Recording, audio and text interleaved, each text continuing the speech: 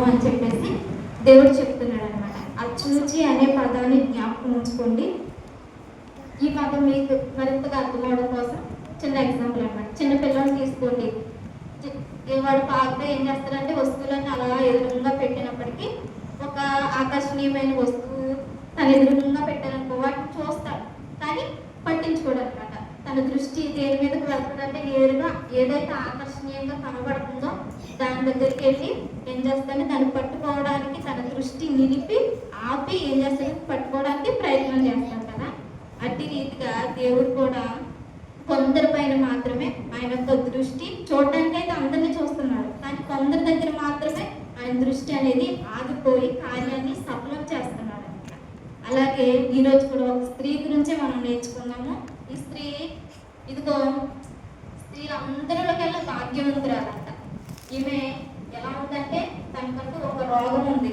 అలాగే తన సొంత జనులతోనే నిందింపబడుతున్న ద్వేషింపబడుతున్న వ్యక్తి ఈ యొక్క స్త్రీ అనమాట.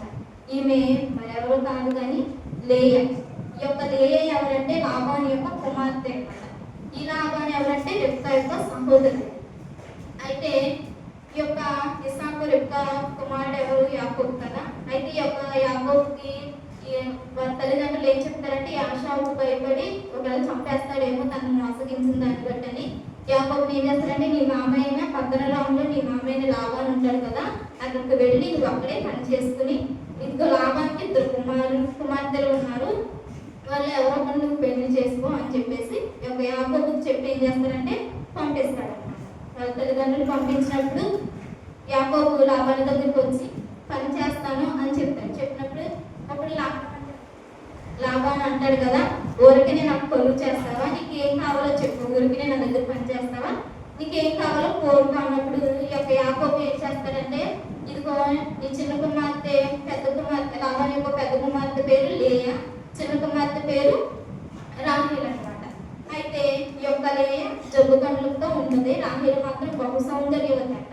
అయితే ఈ యొక్క యాకోబు ఏమంటాడంటే నాకు రాహేలు నింపి నేను ఆమె కోసం 7 సంవత్సరాలు కొలువు చేస్తాను అని చెప్తాడు. 7 సంవత్సరాలు కొలువు చేస్తానని చెప్తే లాభాన్ కూడా ఒప్పుకుంటాడు అనమాట. ఒప్పుకున్న తర్వాత 7 సంవత్సరాల కొలువు అంతా అయిపోతుంది. అయిపోయిన తర్వాత వివాహం ఆడే ఒక రోజు కూడా వస్తుంది, వివాహం కూడా అవుతుంది. అయితే ఈ లాభాన్ని ఏం చేస్తాడంటే తను కొలువు చేసిందేమో రాహేల్ కోసం, తన లాభాన్ని ఏం చేస్తాడంటే ఈ యొక్క రాహేల్ స్థానంలో లేయా నుంచి యాకోబుకు పెళ్లి చేసేస్తాడు అనమాట. అలా పెళ్లి చేసినప్పుడు ఏమవుతుందంటే యాకోబు చూసి తర్వాత చూసి అదేంటి నేను రాహేల్ కోసం కదా నీకు కొలువు చేశాను, వాళ్ళు నాకు లేయని ఎందుకు ఇచ్చావు అంటే మాది ఆచారం కాదు, మా దేశపు ఆచారం కాదు, మేము పెద్దదాన్ని ఇవ్వకుండా చిన్నదాన్ని మేము ఇవ్వము అని చెప్పేసి సరే నువ్వు మళ్ళీ 7 ఏళ్ళు కొలువు చేయి, అప్పుడు నేను నీకు రాహేల్ని ఇస్తానంటే మళ్ళీ 7 ఏళ్ళు కొలువు చేస్తాడు. కొలువు చేసిన తర్వాత రాహేల్ని కూడా వివాహం ఆడతాడు అనమాట. అయితే ఈ యొక్క రాహేల్ అంటే తనకి ఎంత ఇష్టం అంటే అది కానీ 29వ అధ్యాయం 20 వచనంలో మనం చూస్తే 7 సంవత్సరాలు కొలువు చేశాడు కదా, ఈ 7 సంవత్సరాలు కూడా కొద్ది దినాలుగా తనకి కనిపించాయంట. అంటే అంతగా ప్రేమించాడు ఈ యొక్క యాకోబు ఎవరిని, రాహేల్ని అంతగా ప్రేమించి ఏం చేశాడంటే తను చాలా ఇష్టంగా చూసుకుంటూ ఉన్నాడు అనమాట. అయితే మరి లేయ పరిస్థితి ఏంటో అంటే ఒకసారి మనం చూడగలిగితే లేయని ఏం చేస్తున్నాడంటే ఈ యొక్క యాకోబు రాహేల్ని ఎంతగా బహుగా ప్రేమిస్తున్నాడు, కానీ లేయని మాత్రం ద్వేషిస్తున్నాడు అనమాట. అయితే దేవుడు ఆకాశం నుండి నల్లని చూస్తున్నాడు కదా, అలా చూసినప్పుడు రాహేల్ జీవితాన్ని లేయ జీవితాన్ని ఇద్దరి జీవితాన్ని చూశాడు. చూసి రాహేల్ అయితే ఇదిగో ఈ లోకంలో అందరి చేత మనల్ని బాగానే పొందుకుంటుంది, బహు సౌందర్యవతి అనిపించుకుంటుంది, తన జ్ఞానం కూడా అధికంగానే ఉంది అని చెప్పేసి దేవుడు చూశాడు. అలాగే లేయ జీవితాన్ని చూసి ఆమె జబ్బు కళ్ళు కలది, తన భర్త సహితం తను చూడడానికి కూడా ఇష్టపడట్లేదు, ద్వేషిస్తున్నాడు అని చెప్పేసి దేవుడు వాళ్ళిద్దరి జీవితాల్లో చూసినప్పుడు 9వ అధ్యాయం 31వ వచనం మనం చూడగలిగితే లేయ ద్వేషింపబడుట యెహోవా చూచి ఆమె గర్భము తెరిచెను, రాహేలు గొడ్రాలై ఉండును. అయితే వీరిద్దరి జీవితాన్ని చూసినప్పుడు దేవుడికి రాహేలుపై దృష్టి అలా నిలిపేయాలి అని అనిపించలేదు, కానీ వెంటనే ఆయన కళ్ళు ఎవరి దగ్గర ఆగిపోయి అంటే ఇదిగో యొక్క లేయ మీద ఆగి ఏం చేసినట్టే ఆమె యొక్క గర్భాన్ని తెరిచాడు అనమాట. అయితే మరి దేవుని కన్నులే ఆమె ఆగిపోయి అంటే ఆమె కేవలం తన భర్త చేత ద్వేషింపబడటం వలన మాత్రమే ఆయన కన్నులు ఆగిపోయినా అనుకుంటే కాదు. భవిష్యత్తు దేవుడు ఏం చేస్తాడంటే తన జీవితాన్ని మొత్తం పరిశీలన చేశాడనమాట. మరి దేవుని కన్నులే అంతలా ఆకర్షింపబడి ఆమె గర్భాన్ని తెరిచాయి అని అంటే ఆమెలో ఉన్న సద్గుణాలు ఏంటో మనం చూసి నేర్చుకున్నాం. అసలు దేవుని కన్నులు ఎందుకు ఆమెపై ఆగిపోయినా నేర్చుకున్నాం అనమాట. ఇంకా లాభానికి కుమారులు కూడా ఉన్నారు. ఆ కుమారులు ఏమని మాట్లాడుకుంటారంటే ఒక రోజు యాకోబు ఉన్నాడే, యాకోబు మన తండ్రి ఆస్తిని అందరినీ తీసుకుని తను బాగానే సంపాదించేసుకుంటున్నాడు అని చెప్పేసి మాట్లాడుకుంటూ ఉంటారనమాట. మాట్లాడుకుంటే యాకోబు ఇది విని ఏం చేస్తాడంటే అలా ఆలోచించుకుంటుండగా దేవుడు ఏమంటాడంటే ఇదిగో నీ సొంత జనుల దగ్గర నువ్వు వెళ్ళిపో, నేను నీకు తోడుగా ఉంటాను అని చెప్పేసి అంటాడు అనమాట. అయితే రాహేలు లేయా ఇద్దరిని పిలుస్తాడు. ఇద్దరిని పిలిచి ఇదిగో నా స్వజనుల దగ్గరికి మనం వెళ్ళాలి అనగానే ఈ యొక్క రాహేలు ఏం చేస్తారంటే మనం వారు విన్నాం కదా, విగ్రహాలని తన తండ్రికి తన భర్తకి తెలియకుండా ఏం చేస్తుందంటే దొంగిలించేస్తారు అనమాట. దొంగిలించి ఆ యొక్క మార్గంలో ఒకవేళ అవి కాపాడతాయేమో వాటిపై ఆధారపడినట్టుగా మనకు కనపడుతుంది. కానీ నేయ మాత్రం ఇదిగో శ్రమలో దేవుడు నాకు తోడుగా ఉన్నాడు కదా, ఆయనే నన్ను కాపాడుతాడు అనుకుని ఆమె ఏం చేస్తుందంటే ఇదిగో తన భర్త అడుగు జాడలో నడుచుకుంటూ వెళ్ళినట్టుగా మనకు కనపడుతుంది అనమాట. అందుకు ఇదిగో శ్రమలో అలాగే ఇబ్బందులు నా దేవునిపై ఆధారపడిన విధమును బట్టి దేవుని పనులు ఆమెపై ఆగాయి. అంత మాత్రమే కాదు, ఈ యొక్క యాకోబు ఏం చేస్తాడంటే యాషావు తనని తరుముకుంటా వస్తున్నాడు అని చెప్పినప్పుడు తనకు వార్త విన్నప్పుడు ఏం చేస్తాడంటే ఒకవేళ చనిపోతే కనుక మేము చనిపోతాం కానీ రాహేలు మాత్రం బ్రతారని రాహేలు చివరిలో నుంచోబెడతారనమాట. కానీ లేయ మాత్రం మొదట్లో నుంచోబెడతారు. అంతగా రాహేలు ఇష్టపడతారు. అప్పటికి లేయ కూడా ఒక్క మాట కూడా మాట్లాడి నేను ఇంటికి నిల్చోవాలి నేను నిల్చోను అని కూడా ఒక్క మాట కూడా మాట్లాడకుండా నిలవబడతాను. అయితే మరి ఇదంతా ఎందుకు? ఈమె జీవితం దేవుడికి ఎలా నచ్చిందో చెప్పనా? ఎందుకు ఆమె జీవితంపై దేవుడి పనులు ఆగిపోయాయంటే ఇదిగో తన ప్రమేయం ఏమీ లేదు. తన ప్రమేయం ఏమీ లేకపోయినా ఇదిగో తన తండ్రి లాభాన్ని ఏం చేశాడంటే తనకు పెళ్లి చేస్తాడు. అయినప్పటికీ తండ్రి మాట జవదాటిన ఒక కూతురుగా తన జీవితాన్ని సక్సెస్ఫుల్గా నడిపించుకున్నాడు అనమాట. అందుకు దేవుడి పనులు ఇంపై ఆగాయి. అలాగే మార్కు సువార్త 7వ అధ్యాయం 22వ వచనం మనం చూడగలిగితే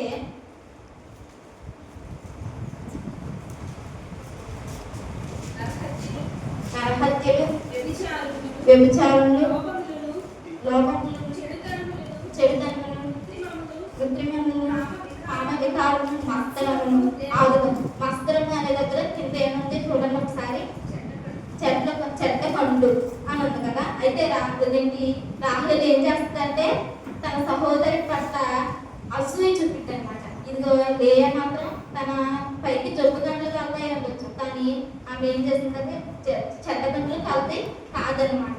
తన యొక్క చూడటానికి తనకి సరిగ్గా అవకాశం లేదు. అలాంటిది ఆమె సహోదరి పడ ఏమాత్రం మస్తరు పడలేదు. ఒక కూతురిగా తన జీవితాన్ని సక్సెస్ చేసుకుంది. ఒక సహోదరిగా తనపై ఏమాత్రం అసూయ పడకుండా, ఇంతగా నేను యాకోబు ఇష్టపడుతున్నానని చెప్పి ఏమాత్రం అసూయ పడకుండా, తనలో మస్తరంపడి ఏమీ లేకుండా చాలా స్వచ్ఛంగా ఉందన్నమాట. దేవునిపై మాత్రమే ఆధారపడే. అందుకు దేవుని పనులు దీనిపై ఆగాయి అన్నమాట.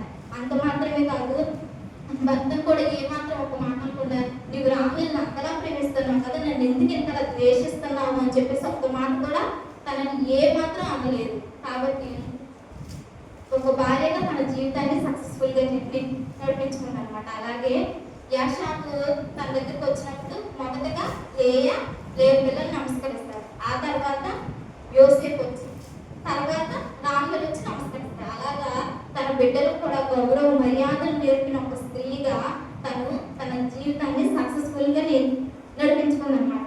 ఇలాగ ఒక కూతురుగా, ఒక సహోదరిగా, ఒక భార్యగా, ఒక తల్లిగా ప్రతి దాంట్లో తన పాత్రను పోషిస్తూ ఏం చేసిందంటే దేవునిపై ఆధారపడుతూ కేవలం ఎవరిని ఏ మాట మాట్లాడకుండా తన పని తను చేసుకుని ఏం చేసిందంటే దేవునిపై ఆధారపడింది.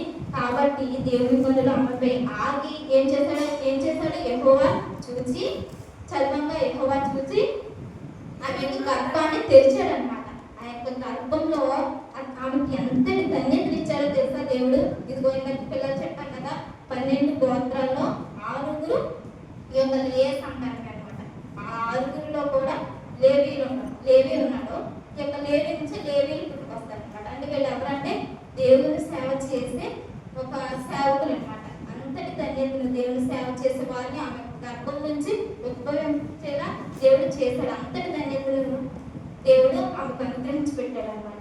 అందుకు నిజంగా మనందరిలో కన్నా నిజంగా భాగ్యవంతురాలు ఎందుకందో తెలుసా? మనం చూడగలిగితే ఈ యొక్క 12 గోత్రాలు 6 ఈమె సంతానమే కదా. అలాగే యోధా కూడా ఈమె యొక్క సంతానమే. చెప్పండి, యోధా గోత్రముల నుంచి ఎవరొచ్చారు? మన రాజు యేసుక్రీస్తు ప్రభువారు. యోధా గోత్రపు 10వ సింహమైన యేసుక్రీస్తు ప్రభువారు ఆమె యొక్క గర్భం నుంచి రావడానికి ఏం చేసిందంటే ముఖ్య కారణమైంది అనమాట.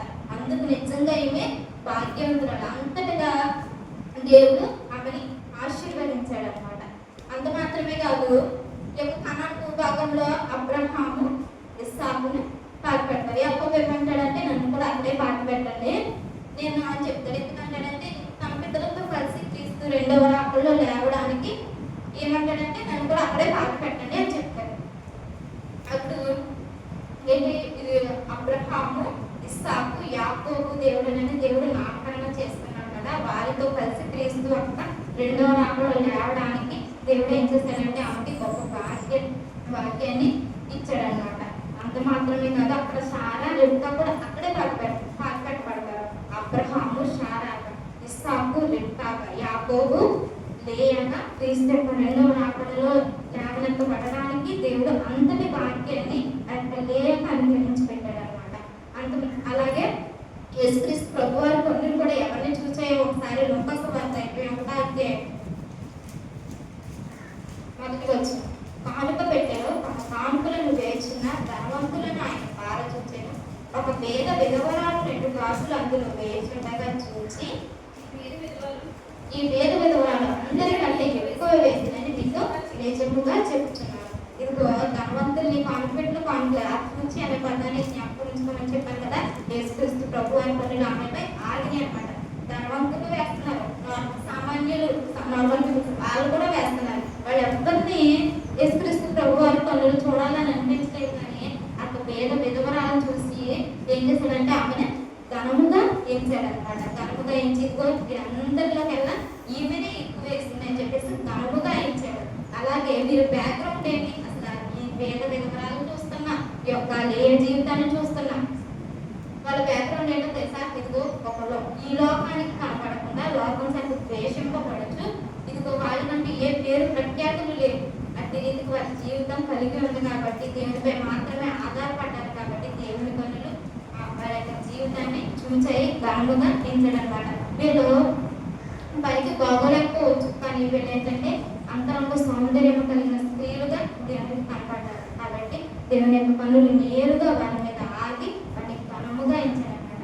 మరి మనం నేర్చుకోవాల్సింది ఏంటంటే మనం ప్రయాసపడుతూ ఉంటాం దేనికోసం? ఇదిగో నేను కనబడాలి, నేను ఎవరికో కనబడాలి, నాకంటూ ఒక గుర్తింపు ఉండాలి, నాకంటూ ఒక పేరు ప్రఖ్యాతలు ఉండాలి, నా గురించి ఇదిగో ఫలానా అని చెప్పుకోవాలని మనం ఏం చేస్తామంటే ఓకే ప్రయాసపడుతూ ఉంటాం అనమాట.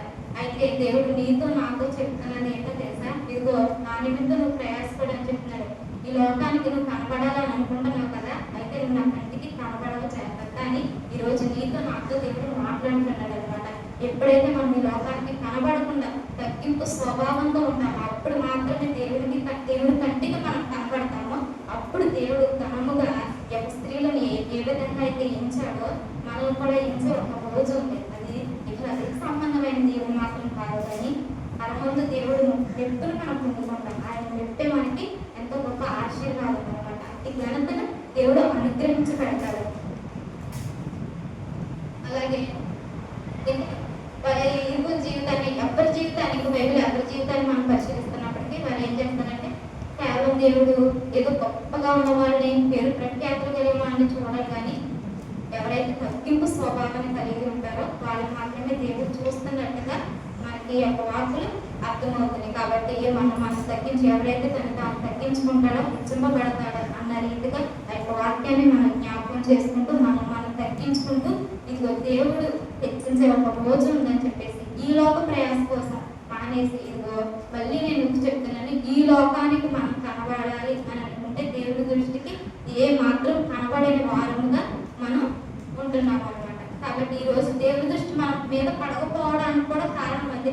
ఇదిగో లోకానికి నువ్వు కనబడుతున్నావు కదా, ఇదిగో నీవు చూడాలని నాకు అనిపించట్లేదు అని చెప్పేసి దేవుడు ఏం చేస్తాడని పక్కన పెడతాడు అనమాట. కాబట్టి దేవుడి యొక్క దృష్టి నేరుగా మన మీద పడే విధంగా అట్టి ఆకర్షణీయమైన జీవితాన్ని నీవు నేను కలిగి ఉండాలని దేవుడు ఈరోజు నీతో నాతో మాట్లాడుతున్నాడు. మరి ముఖ్యంగా ఈ యొక్క మాట ద్వారా నన్ను నేను హెచ్చరించుకుంటూ ఈ యొక్క మాటలను ముగిస్తున్నాను. ఎందుకంటే ఈ యొక్క వాక్యం నేను ఎప్పుడు నేర్చుకున్నానంటే జేమ్స్ అన్ని మీటింగ్కి వెళ్ళడం ముందే ఈ యొక్క ఏ జీవితం గురించి నేర్చుకున్నాను. అయితే దేవుడి వాక్యం నుంచి జీవజలపు ఓట అన్నట్టుగా నేను ఎప్పుడు ప్రాక్టీస్ అయ్యాను. రోజుకొచ్చి ఒక్కసారి నాకు నేను చెప్పుకుంటూ ఉండేదాన్ని. అయినప్పటికీ కూడా కాన్సెప్ట్ అయితే ఒకటే, కానీ వర్డ్స్ మాత్రం మారాయి. నాకు తెలియకుండానే ఆ మాటలు నేను మాట్లాడేదాన్ని. అప్పుడు దేవుడు బలి జ్ఞానం ఇచ్చాడు కదా, ఈ యొక్క మాట నేను మాట్లాడాలని చెప్పేసి వెంటనే రాసుకునేదాన్ని అనమాట. ఎందుకంటే దేవుడి వాక్యం నిజంగా జీవజలపు ఓట అంటే అది నేను సొంతంగా నా జీవితంలో నేను అనుభవించాను. కాబట్టి దేవుడు నాకు ఎంతో సహాయం చేశారు. అందుని బట్టి దేవుడికి హృదయపూర్వక కృతజ్ఞతాస్తుతులు చెల్లించుకుంటున్నా. అలాగే ఒక్కొక్కరికి ఒక్కొక్క ఆలోచన, ఎంతమంది చెప్పినప్పటికీ కూడా యొక్క వాక్కులు పుడుతూనే ఉంటాయి. కాబట్టి యవనస్తులైన మా అందరి కోసం మీరు ప్రార్థనలు జ్ఞాపకం చేసుకొని మరింత ఆధ్యాత్మికంగా దేవుళ్ళు ఎదగాలని మీ యొక్క ప్రార్థనలు జ్ఞాపకం చేసుకోమని మనం చేసుకున్నాను. ఈ యొక్క మాటలు ప్రార్థన చేస్తున్నాం. మమ్మల్ని మిక్కులుగా ప్రేమించిన మా ఎవరిలో తండ్రి మీరే తండ్రి నన్ను నిలబెట్టి తండ్రి నిజంగా అర్హత యోగ్యత లేని వారు తండ్రి మరుపులో మీకు సహాయం అయినప్పటికీ మమ్మల్ని ప్రేమించండి. మీ యొక్క వాక్కుల వేదలకు కృప చూపించాలి. తండ్రి మీకే తండ్రి హృదయపూర్వక కృతజ్ఞతాస్తుతులు చెల్లించుకుంటున్నాము తండ్రి. అవునైనా ఇదిగో తండ్రి లోకానికి మేము కనబడాలి అని అనుకుంటే నీ దృష్టికి కనబడే వారుగా ఉంటాం. ఇదిగో తండ్రి ఎంతో అద్భుత కార్యములు చేసి యేసుక్రీస్తు ప్రభువారే అరణ్యంలో నుంచి ఎవరికి కనబడకుండా వెళ్ళిపోయిన స్థితి, అతని గొప్ప కార్యాలు చేసిన ఆయనే ఈ లోకానికి కనబడినప్పుడు మేము ఎంతటి వాళ్ళయ్యా, ఎంతలో కనబడి అంతలో మాయమైపోవు ఆవిరగల వాళ్ళు. ఇదిగో తండ్రి మేము అల్పులంగా ఉన్న తండ్రి మా జీవితాన్ని తండ్రి ఇదిగో తండ్రి తీర్చిదిద్దాలనుకుని తండ్రి ఈ యొక్క మాటలు తండ్రి మీరు వినిపించినారు. కృతజ్ఞతాస్తుతులు చెల్లించుకుంటూ తండ్రి ఇదిగో తండ్రి ఈ లోకంలో తండ్రి తగ్గింపు స్వభావాన్ని కలిగి ఇదిగో తండ్రి నీవు రక్షించే ఒక రోజు ఒక దేవుని కోసం తండ్రి ఎదురు చూడగలుగుటకు మీ యొక్క కృప తండ్రి భాగ్యము తండ్రి మాకు అనుగ్రహించబెట్టమని కృప చూపించమని ఎంతవరకు మీరే తండ్రి నాకు తండ్రి సహాయం అనుగ్రహించబెట్టారయ్యా. మాటలు తండ్రి యొక్క బిడ్డలు తండ్రి తండ్రి వారి యొక్క వెనుకడలో తండ్రి ఫలింప చేయమని సహాయం దయచేయమని తండ్రి ఇంకేమాత్రం తండ్రి స్వరూపమైన సొసైన లేకుండా తండ్రి ఈ లోకం చేత ద్వేషంతో పడి తండ్రి ఇప్పుడు భాషమందు ఆసనుడైన మా ప్రభువును రక్షకుడైన యేసుక్రీస్తు శ్రేష్టమైన నామములో ఈ యొక్క